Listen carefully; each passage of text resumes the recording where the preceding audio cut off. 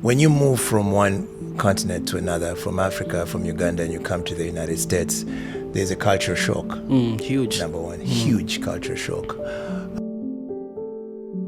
For me, that is my mission, to showcase to Ugandans what is possible and what is out there. And they're leveraging on what has already been done and what I've experienced myself.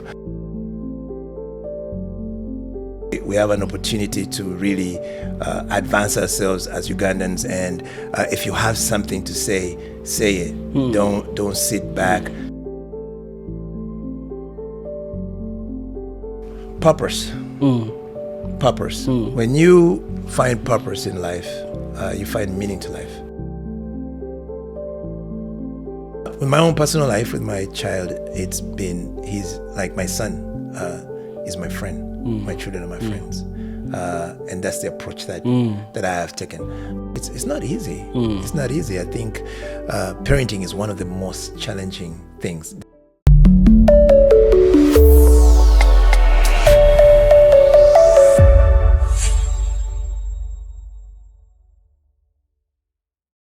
Mu episode yaffe eno tugenda kwogerako ne mwami Patrick Ogwang, who is a community leader awangalidde mu community ye Texas akabanga kanene, ate aludde mu America era ebbanga ddene. Tugenda kwogera ku challenges ze tufacinga mu community zaffe ng'Abannayuganda ababeera mu America.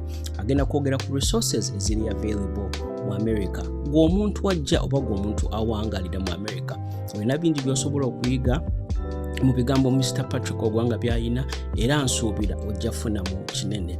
If this is your first time watching this YouTube channel, teweerabira ku subscribinga era teekako notifications obeere ng'osobola okumanya video empya we zijja. Njagala okubajjukiza nti channel yaffe eri supported by Crane Cargo, abashipping ebintu okuva mu US nga babitwala e Uganda. Bakubire ku simu yaabwe, ne aba top notch tours and travel bw'oba oli Kampala nga weetaaga emmotoka, oyagala driver oba oyagala kwevuga, bakubire ku simu yaabwe nabo ba top notch tours and travel. In life, you gotta have a purpose. Right. I think Mark Twain says the two most important days of your life are the day you're born and the day you find out why. Where you were born. Yes. On finding out purpose, then you have an opportunity to fulfill your purpose. Patrick, how are you? Great. Good to see you, man. It's been a long time. I've been trying to get a hold of you, but you're busy, man. Likewise. I mean, I think we've tried to have this meeting quite a few times. For a couple of years, and we haven't. Yeah. Nice to meet you, Paradise, and welcome to Texas. Texas. It's not the right weekend to come to Texas. The weather here is not as good as I thought it would be. I thought I was coming to sunny and I was gonna bring my shorts. Yeah. It's kind of cold. It's been a cold weekend. Yeah, actually, we've been getting hit the past 3 years, with one of these winter storms, and I guess that's evidence of global warming, I guess. Yeah, no more evidence needed. we get it now. But how are you? How is Texas? How do you like it here? Oh, Texas is great. I love Texas. Like you mentioned, I've been here 23 years. Wow. And it's been great, It's a good state to raise a family. It's a value, to get value. We're very conservative. Yeah, very conservative. And that's kind of like what I really subscribe to. So I really love Texas. And earlier on, you said it's the most relatable to Africa. Would you say, as far as values? Yes. Well, I was born and raised in Entebbe.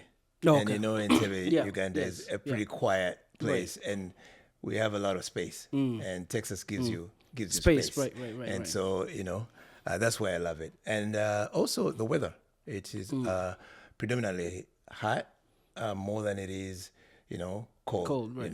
So it gives you a good feel of Africa to an extent. Oh, that's nice. Absolutely. And there's a large Ugandan community here in the Dallas-Fort Worth area. Is there? Yes, it's actually growing. Okay. Nice. It's just growing so fast. And I think one of the reasons why was in 2013 we bidded to have a UNA convention here, and we marketed Dallas extremely well over time, and those who came in were able to see the opportunity was there, especially in the real estate and home. They were able to see, Right. the opportunities in in the state, and many people have moved. Many people have moved. Yeah. So. Yeah, that's amazing. So I want to focus this conversation on leadership because Yes. you've been involved in UNA for a long time, and the reason why it's important right now, like you said, the Ugandan community in the diaspora generally is growing. Yes. And I think for us to have a successful state and raise kids and do everything we need to do, there has to be a generation that was here before that has set up some things in place. Yes. And we cannot talk about Ugandan leadership and not talk about UNA. Yeah. So talk to us about UNA. What is UNA exactly? Well, UNA is the Uganda North American Association that was founded, about 36 years now. Right. One of the key founders for it was based in Texas. And really the vision was to, back then they didn't have, they wanted just to come and meet each other. They're coming from Uganda, and kids need to see each other. They need to, and so they started off with Thanksgiving weekend, I think, in Atlanta, where a few families called each other up and said, let's do this. Right, Then over time it evolved, and now it's on Labor Day weekend. But I think it's fair to say that it has accomplished its goals as far as what the initial vision of it was to bring people together. Right. Yeah. And I think even beyond just the meeting people, it is going on to connect people with businesses and create business opportunities for Ugandans. And I know that because in 2017, the convention was in Miami, Florida. Yes. And I worked with a lot of businesses to drive their stuff to Florida, from Boston to Florida, rather than flying it over, which would be more expensive. And I was surprised at how many people that live in Boston are going to the convention just to do business. Yeah. So I think that has been accomplished. So what has been your role in the UNA in UNA? Have you been involved in it at all? One way or another, I have been over time. I got into UNA more actively. I think I started off in 2009. I think witnessing. Afande Musisi came down to Texas, and he told us what UNA was all about, and I somehow got involved in it and just started following up. All my close friends have been in leadership with UNA. I've also served with them as a director for development for a short period of time. But in one way or another, I have been involved in one way, and I think it would be a true testament of what leadership is, and it's not necessarily about having a position, but it's about having the influence and the ability to connect with people in different spaces. So in that way, I have been involved with UNA. It's fair to say that. Right. So now, how far does UNA reach as far as communities? Is it, because I know that there's a huge, it's sort of the way that I've seen UNA. Every time I've been to UNA, I feel like there's a huge emphasis on Texas and California. Yeah. Is that why is that? Because I feel like it's there. Are you saying it's not there? I feel like the Texas own UNA. In my humble opinion, is that the nature, or is it just a result of involvement, people's choice to be involved? I think it's a couple of things. Number one, UNA was originally registered in the state of Texas. Okay. That's one. So there's a sense of ownership that comes with it. Right. And also we have in this community, in the Texas community, especially the Dallas community, we have set up a culture of, we have a very strong local community, leadership team that, so it's a platform for training leaders. And so you find a lot of leaders coming out of Dallas because we have an actual platform that we practice democracy, and every 2 years you have an election, you have new leaders come up, and they're supported by the community, but give them opportunity to showcase their leadership skills. So we have done that more than anybody else has, I think, and that's why you have a lot of interest. And of course, for California, They just have big numbers. Okay. Yeah. And they also have a few leaders there who were part of the original Ugandan, community back UNA founders. Okay. Yeah. And so you ran for office. Yes. How did that go? Tell us about your experience. Oh, 2 times. Yes. Okay. How was your experience? The most previous one. The last one was great. I always tell people that in life you gotta have a purpose. Right. I think Mark Twain says the 2 most important days of your life are the day you're born and the day you find out why. Where you were born. Yes. On finding out purpose, then you have an opportunity to fulfill your purpose. And so running for leadership position gives me the opportunity to fulfill my vision, to restore hope in those who've lost hope, and to inspire people to be more.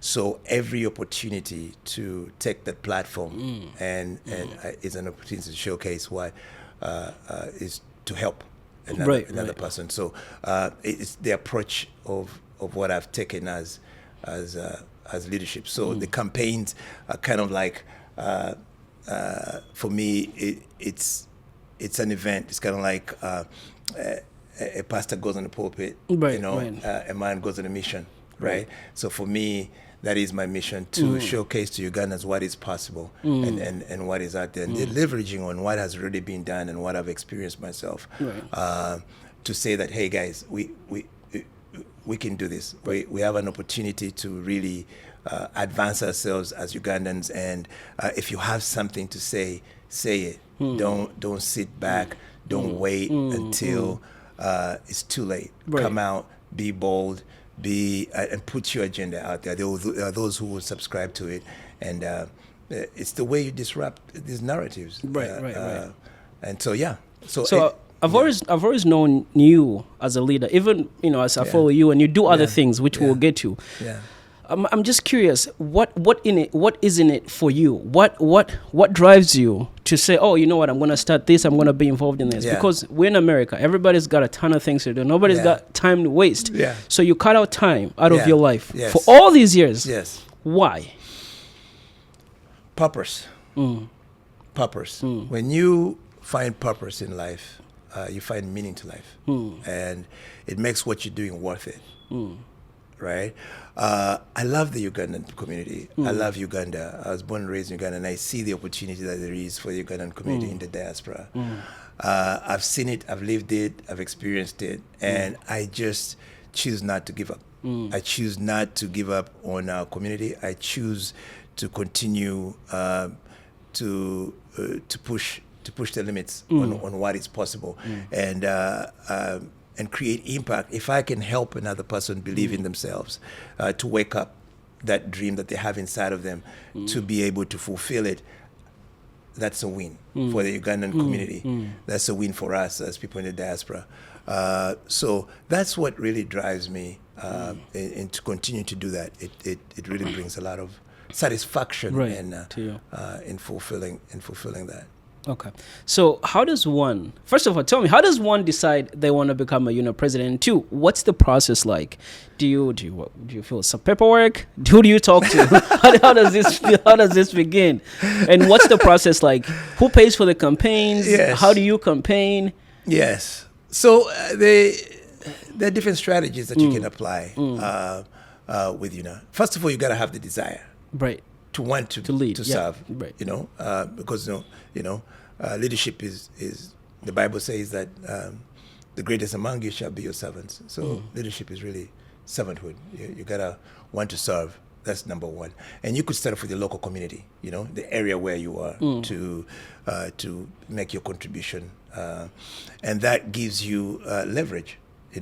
To an extent, to be able now to get into the next level. I mean, you can choose. There's some criteria that UNA sets forth to allow you to participate, but you need to make sure that you have. It gets deeper than that because we are all connected, right? So in order to have a chance, you need to have the network to be. The influence and network to be able to stand a chance at it. Yeah. But So That's like, it. well, I guess what I really didn't hear, Yes. I'm just curious. How does it start? What's the process like? Okay. Do you, I guess what I'm really trying to find out is there a board that elects, like, what's the process like from the beginning to the actual day where you find out? Okay. So UNA sets up an electoral committee, electoral committee. Okay, that is elected by the board of directors. So the board of directors makes a selection, and then they select the EC chairperson, who then in turn puts out the guidelines of this year's elections, and these are the criteria that one must meet. You know, and so most of them is just formality. They do a criminal background check on you. They do. Your paperwork, fill out your paperwork, write a little bio about yourself, what it is you do, and then submit it, and then see if you can make the cut. Then they open up the election process, so you can go out and begin to campaign. It hasn't been as smooth as I'm suggesting it to be. Right. It's had its own challenges. Especially last year was one of those where we saw a lot of opportunity in the setup, Right. and all that. Yeah. So now, with UNA being the large organization that takes over all the Ugandan community, North American Ugandan diaspora, there's so many people that have lost faith in UNA and turned to starting their own local organizations. Yes. And that wouldn't be a problem. But those local organizations do not subscribe to UNA. They say they're completely different. Yeah. So they don't encourage their members to be involved in UNA. Yeah. Is that a problem for UNA? For UNA? Yeah. Yes, it is. I mean, that is showing the UNA's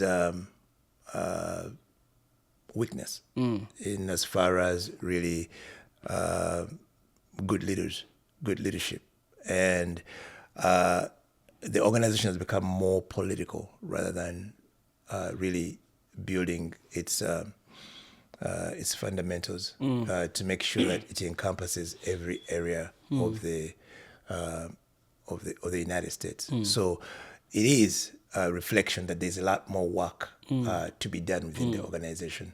But also on the other side, it is completely okay for any organization, for anybody to dream or to create new organizations with their purpose, intent, because people have different visions and different purpose.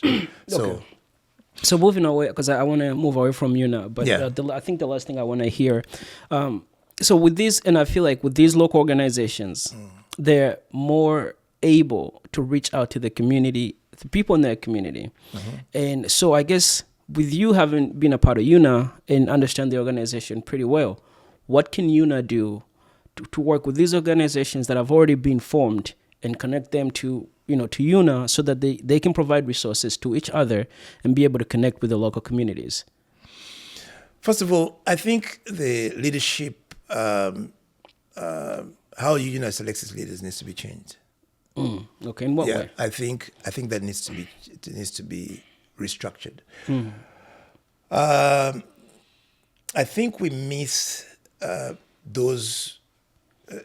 The way UNA is set up is you have local communities that have leaders already within those communities, and I think if UNA worked with the structures that are already in place in the local communities and to be able to engage them in a way, it would change the game. Because if you look at how UNA is structured, it's kind of like the United States. You have the federal government, then you have the different states, and the federal government works hand in hand with the different states. And I think that is where UNA has failed to be able to pull out. So they've concentrated more on the event.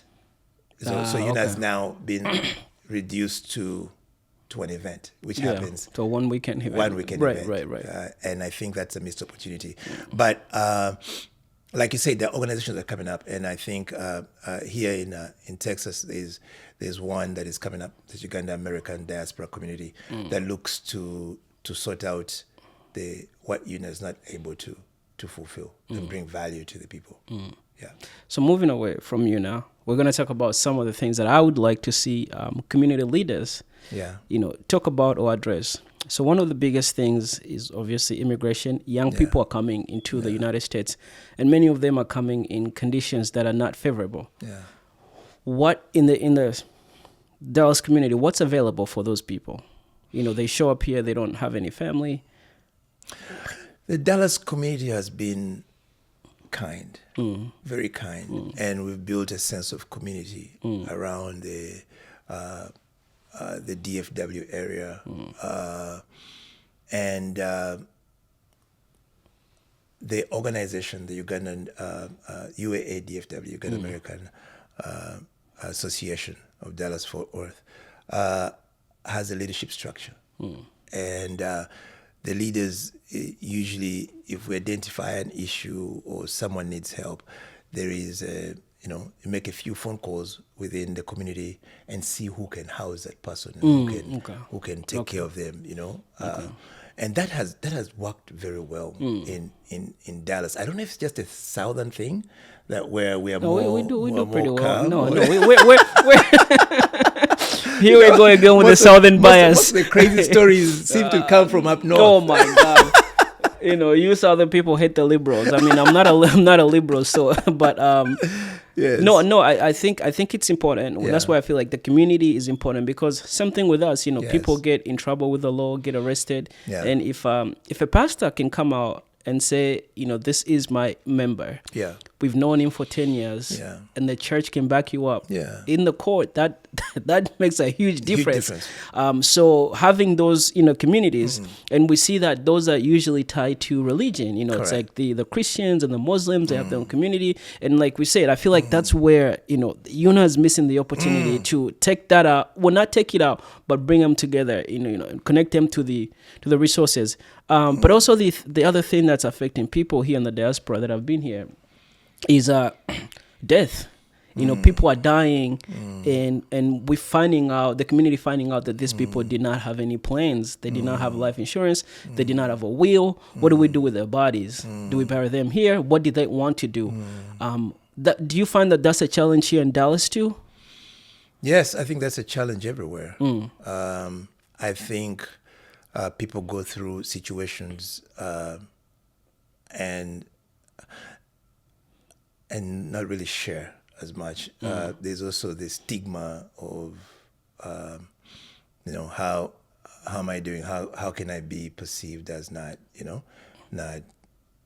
being able to afford some of these things? So for me, I really look at it from a perspective of course, the opportunity to educate people on how easy it is to get life insurance, and especially if you get it like at a young age, the different programs that are there. And I think there's an opportunity for the local communities and local leaders to really fill that gap and come out and be able to help our people to put them in a better position. But yes, it's a big issue. It's a big problem.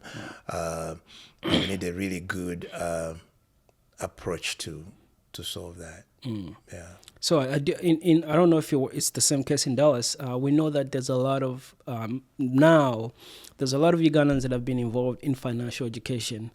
Teaching Ugandans, how to save money, how to set up a life insurance policy, and do all that. But I still find that there's almost like this sort of feeling that if I'm buying an insurance policy being sold to me by a fellow Ugandan, there could be some motive, something coming, something else that I don't know about. Yeah.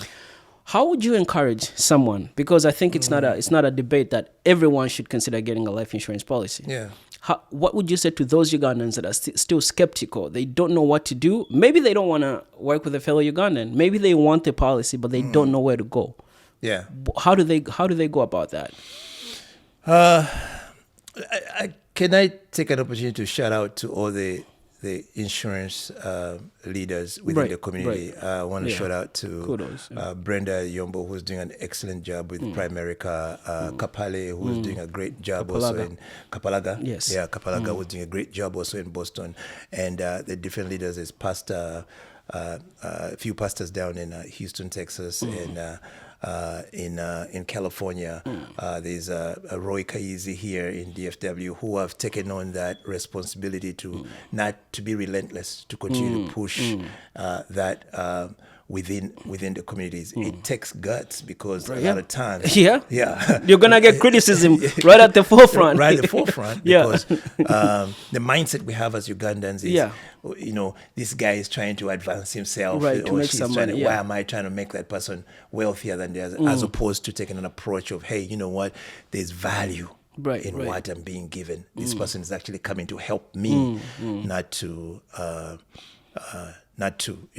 take from me, and I think that mindset has to be disrupted, and those are disruptors of our communities that they're consistently going out there.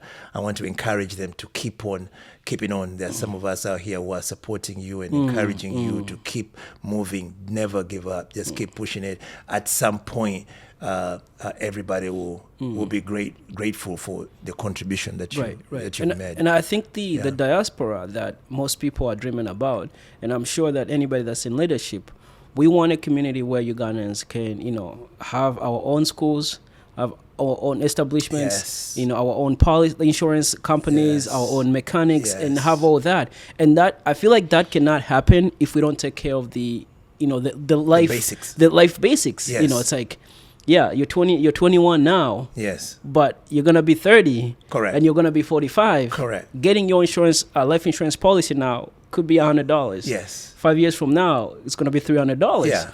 And no one's planning to die. Correct. But the alternative of not dying is also not pretty. Yeah. So we need to plan for that. And as a community, I feel like the leaders have to come out and talk about, these are the uncomfortable conversations.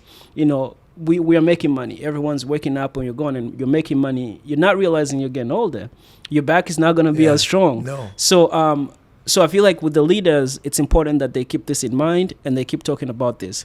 Yeah. So moving on to another topic, which is raising kids in the diaspora.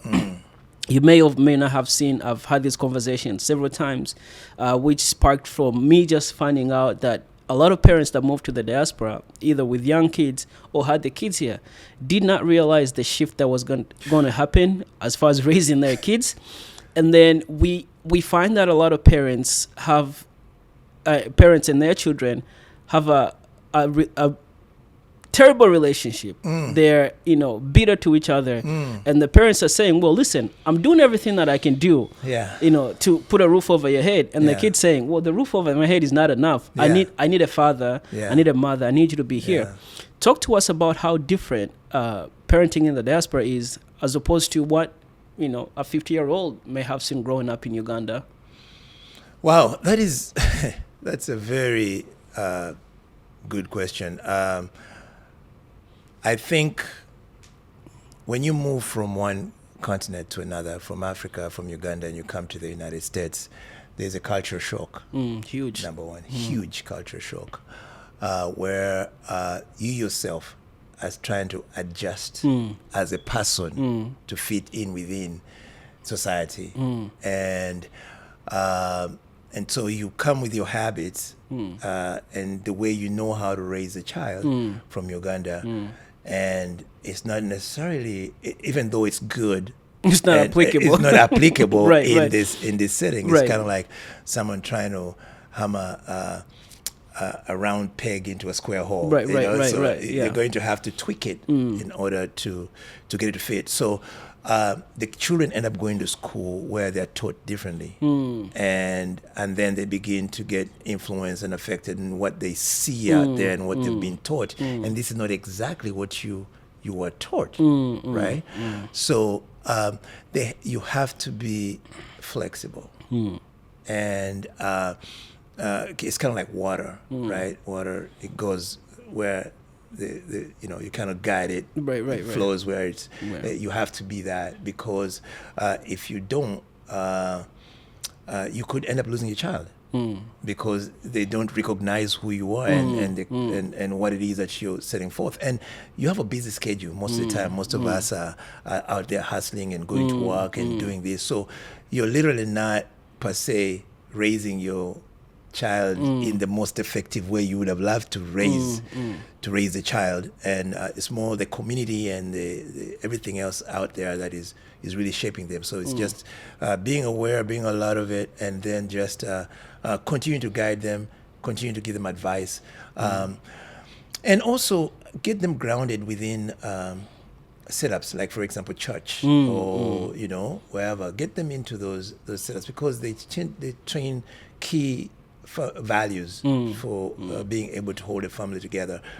If you condition your children to go to church always, then they'll always kind of stick to that to that way. You know, the Bible says that, you know, raise a child in the way of the Lord, and when they grow up, they'll never depart from it. So I think that is key for parents. Let's not lose that aspect. There are institutions here that are available for us to be able to do. Even you as a parent, even if you don't go to church, take your children to church. You know, let them go through that Sunday service. Let them go and learn, at least that way. That will give them a foundation, an anchor, you know, and align them up. Because as a Ugandan community, we're church-goers, we're God-fearing people.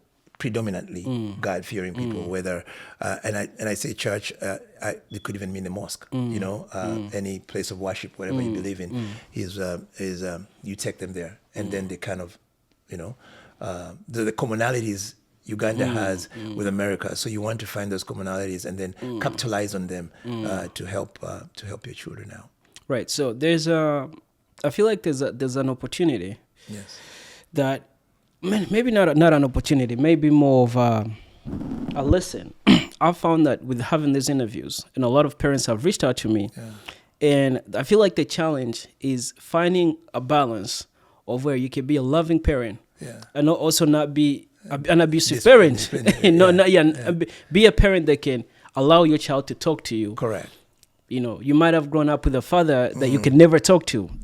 It's not going to apply here. Your kids need to be able to talk to you. Correct. So I feel like the example you say with water, you have to guide them on how to communicate with you in a respectful way. Correct. And not just use the format of, you know, don't talk to your dad, only speak when you're spoken to. Yes. Because what then that leads to is to adults that are not confident in themselves. There's many adults, they're grown-up people, but they cannot communicate how they feel, or, you know, they go to their jobs and they work for a job 15 years and never never gain the courage to ask for a raise. But you've been working for 15 years. Yes. And I feel like that comes from our upbringing of where we have to fear the authority and don't communicate. You know, I know some of my friends, a car pulls them over, they have everything and they start crying. It's because they've been brought up to fear, where here in the US, you have to understand that your 3-year-old is going to talk to you. And I think it's a matter of how do they talk to you, because they need to be able to communicate, or else they're going to grow up as those adults that don't know how to communicate. And here, I don't think they're going to fare well if they cannot communicate. Yeah, that is very true. I think in our generation, we had a few leaders in Uganda. Like we had Father Grimes with Namasagali College. I'm a student of Namasagali, and one of my followers, she's gonna Namasagali. Very proud. You can never talk to them for more than 30 minutes and not bring up Namasagali. No, because Father Grimes focused more on values and confidence, and he taught us how to be able to communicate and to be confident about yourself, you know. And so there are institutions that can do that, you know. Yes, it starts from home. I think the home part is important. But what about a parent who has not been exposed to it themselves? So they don't know exactly how to, you know, how to do that. So you have to be fluid enough and flexible enough. Be willing to get into some uncomfortable zones and put your child through some, as long as you know that it's good, even if you didn't get the experience, but open them up for that. So, So in Uganda, I told you, Father Grimes did a great job with Namasagali students, but there also, I think, a few other institutions that have done that. And again, if you go back to the institution of church, usually, they or wherever they give you the chance to speak in church, tell your story, share it, and how that it builds confidence, and more. So, So, with my own personal life, with my child, he's like my son, is my friend. My children are my friends. And that's the approach that I have taken. But when they cross the line, I'm your dad. Yeah, at least you could guide them. Yeah, I'm your dad. So we need to make sure that is. So it's not easy. It's not easy. I think parenting is one of the most challenging things. I don't know if there's a book that has been written out there to really to narrow it down. But different styles and the most thing is that you help this child discover what they're here for. I think why they're here for and what they're going to accomplish. That should be your primary objective. And I believe that when the Bible says that you leave an inheritance for your children's children, it is really in that seed. It's in that seed of truth that you live over a period of time. That's what I believe. For sure. For sure. So one of the other things that I talk about on my live streams and in my videos, I want you to talk about, for someone that's coming into their diaspora, how important is it for them to get an education? Wow. It's very important, but not so important. In what way? Things have changed now. Things have changed. Formal education is not as a big deal. Then I want to define education as learning. You never stop learning. You're educating yourself as a person. And you never stop. You should never stop. You should work very hard as far as education is concerned. As far as the formal education, it's important, but I've seen people who have been enlightened and come out working alive and been able to accomplish a lot more things than professors or doctors or wherever. So there is a something there. There's a je ne sais quoi there, which I think has to do with identity and discovering who you are and what you're called forth to fulfill. That if you activate that and truly, you'll be able to get the material that you need. So as opposed to going to school to get an education, you're now going to school to help grow the giftings and the purpose that you're supposed to fulfill. That is where I believe that education should be key, right? Because a lot of times we've gone through the form of education where somebody became an engineer and they was really supposed to be a historian, right? So they've been conditioned that I'm an engineer, but your giftings say that you're a historian. Your giftings say that you are something else. So I think education is important, but I think that home education and really helping our children find out what they are to become can now give them a better direction to say, hey, you know what? I'm gifted. What I want to do is I want to help another person cross by speaking to mothers about parenting, and this is what I'm supposed to fulfill. Now I can align my education with that, and now I go in to do that. Then I can be able to fulfill my full potential, and I'll have true contentment in what it is I'm doing. Otherwise, you could end up trapped and become very miserable in the multiple degrees that you have.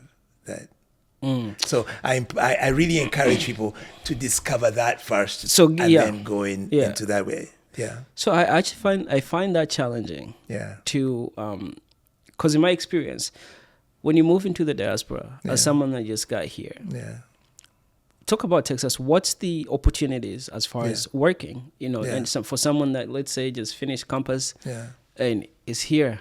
Yeah. Now, what is available for them? The question: where do you finish campus? Uganda or here? Makerere, Uganda. Yeah, you gotta come here, and then you gotta change.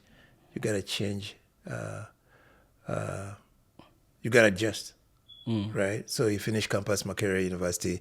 Like for example, if you did medicine, well, you have an opportunity to to actually do the state medical thing, and if you pass it, then you can actually practice medicine. You know, and I think that's a new thing that's come up. Back then, that wasn't there, right? So now they're saying, okay, you know what? If you can pass the state board exams, then you should be able to. Yeah. To do it. You can do that in Texas? Yeah, especially in the medical field. That's amazing. I know that for sure. Yeah. I did not know that. Yeah, you can do that. So there are different ways, or else you can go back to school in whatever you've gone to school for, and add a certificate or add something on top of it, and get into that. Then get into that field. It's a tough navigation, but it's possible. It is possible. Yeah. I'm on the other side when it comes to education. Because it's my belief that for our community to be able to grow, we need a lot of educated young people in positions of power. Yes. And I find that my observation has been that we focus on making money, and there are many ways to do that, to make money. But then when something happens to us where we require some powerful people to step in and advocate for us, we don't have them because we are all making money. And so when young people come to me, I encourage them to go to school and get in positions of leadership. Now, whether that's in local politics, where we have some people in Waltham, where I'm from, in local politics, and whether that's in like the healthcare industry, where let's say we have a doctor, a surgeon at the top that can say, hey, listen, this medicine we're prescribing for Ugandans is not going to work based on where they come from. And I feel like some of the changes that we need as a community have to go beyond the ability to make money, but having the community invest in a group of people that, whether through scholarships that have shown potential, and then have them go out there and study things that could be great, for the community. With the life, with the financial education, that's a great example where we have a group of 20 people that have studied, finance for 10 years, and then they can come back in and help the community. So I am really, that's what I feel like would be good for our communities, and as opposed to what we've been doing is I find out how I make money. I find out, Arizona's where it's at, and I'm flying to Arizona. And guess what happens? 1,000 Ugandans are in Arizona. Now the thing is not working anymore because we blew it. We find out, opening up a group home is where it's at. And now 1,000 Ugandans are opening up group homes. And I find that that chasing that rabbit mentality is really hard in us. But I find hope that there's so many young people that are coming that have really big dreams. Yes. They want to do really big things. Yes. And I feel like our communities are only going to continue to grow. Correct. And you as a person that's in leadership, I just would encourage you to locate those people that already have a path of greatness. And provide the resources that they need. Because I know there's a lot of people in that category. And your submission is 100%. I completely agree with that. And I think we need to get more organized, in sense of like the community. And there are those who have already taken on this initiative. Like in Dallas, we have one of the young guys who has started up IT, IT training for young people, opening them up with that possibilities to be able to get into that space. Right. Yeah. And, so when the website's down, we have people that can. I just wanted to get that in there because it's happened. I'm saying. Yeah. So I agree with you. Right. Extent, but I also want to make sure that it is not. We do not neglect purpose. Right, for sure. In fulfilling that. But yes, the strategy I think could be very effective. Is very effective, and I think we need more Ugandans in local government, like you said. And Boston has done a really good job of really getting people, a lot of leaders in there, and really opening up to what's possibilities. I think that's a key thing because a lot of times we come in here and we are not sure of how to navigate the terrain. Right, the system, yeah, right. How the system is, and I think that is an area that we definitely need to focus on. For sure. Make sure. And I have these conversations with a lot of people, and I find that representation is, because we live in a country where race is a big topic. Correct. But I feel like representation should be a bigger topic, because if let's say the Lord Byron, which is a huge apartment complex where a lot of Ugandans live, if the board that makes the decision whether to build a pool or not to build a pool of 20 members and has 19 white people and there's only one Ugandan, what do you think they're gonna do? Are they gonna listen to that one Ugandan? Yeah. So the representation is just not there. Yeah. We want the complex that has 3,000 Ugandans to have 10 members on a board of 20 people, so that way they can say our kids need a new pool, and then you get the pool because you have the representation. A lot of times we look at race being the problem, and it's less about race. It's more of we have these meetings on Thursdays, and all the parents are working. The parents that are able to show up regardless of race or economical status, they say, oh, we don't need a pool. We need a new fence. Correct. Now you have a fence, but the kids don't have a pool. So as we finish this interview, what's the future like for you? Let me talk about that a little bit. Go ahead. Yes, I think we need to encourage every Ugandan to get involved in leadership in whatever position that they are, wherever communities that they are. The example you've given is a HOA organization that really runs those communities, and I think we need to encourage more Ugandans to get involved, in those positions to make decisions. Otherwise the decisions will be made for you, and most of those are really political positions of influence. We undermine that that leadership part of it. So that's what I wanted to add on that. Okay, perfect. Thank you. So what's the future like for you? What's next, and what should we be looking up? I know that you're involved in a couple other things. I'd like to hear about that. When I first came to this country, I went to work for corporate America. I was manager with Walmart for 10 years, doing retail. Then I went up and started a logistics business, where I was doing moving freight from state to state. I told you that was my opportunity to travel the United States and get familiar with a lot of the communities that they are. And but I've always and through that is where I discovered purpose, and my path has since been redirected, and now I am officially a realtor with a licensed realtor in the U.S., but in the state of Texas, and I believe that that's the opportunity that's the direction that I've always wanted to do real estate full time. I've done real estate in regards to setting up investment groups, where we've bought land in Uganda, subdivided, and I've also done land transactions here in Texas. I have done a few real estate deals here, but on the investment side of things. So now I'll be on the licensed side, and what I'm looking at is to really specialize in commercial. Eventually, commercial. Of course, we do the residentials, but more especially, I want to do the international real estate and to really specialize in international syndication. I think we have a missed opportunity there, a great opportunity for how unstable most of our countries are, and we look to invest in the United States, and many people do not know how to invest in the United States. So I want to create a platform to give people the opportunity, the international community, the opportunity to invest, to get a piece of Texas or a piece of the United States, through investments, through real estate. And most people, of course, agree that real estate is the best way to build wealth.